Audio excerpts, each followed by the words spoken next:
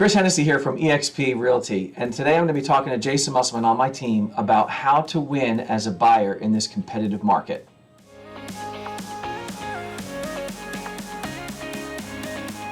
So Jason, you're out there every day with all these buyers and you're talking to them, you're counseling them, and you're competing. So tell us a little bit about some of the successes that you've had out there in this crazy market in the last 6 to 12 months. Yeah, so basically we will go out if the person likes the house. There's certain ways that I can advise them on how to make their offer stronger. I always recommend that you get a home inspection. My brother's a home inspector. However, in this market, it's tough to do it with a home inspection. So depending on the age of the house and what's going on with the house, we can comfortably waive an inspection. Also, what I like to do is, advise the people if it's priced appropriately and they're not trying to get that top end of the market. Right. We're seeing that people are going anywhere between 10 and 15% over asking, depending on condition and where we're at in the market. Yep.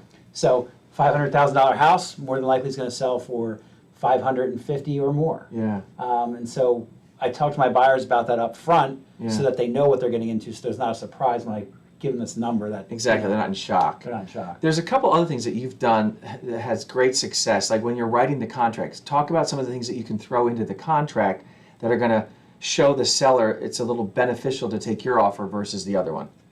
So I always ask the listing agent, do they have an ideal time frame? What kind of closing date are they looking for?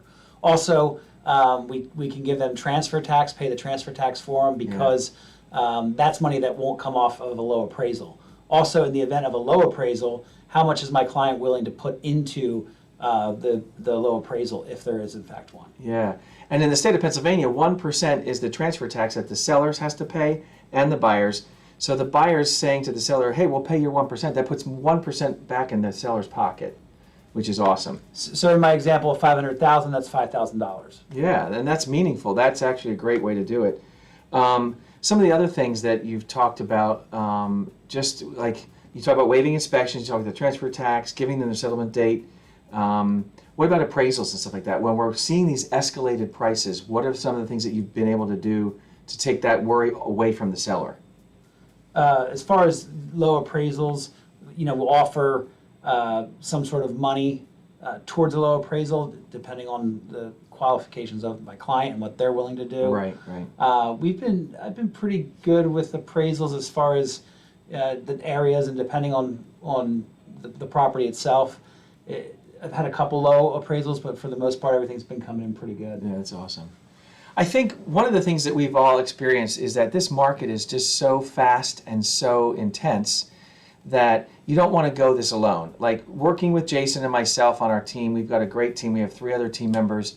We're out there helping you guys. We got our finger on the pulse of the market, and so we're here to help. If you guys are interested in learning more about our team and what we can do for you, we'd love to help you out. Thanks again. Thanks, Jason. Thanks. Yep. See ya. Take care.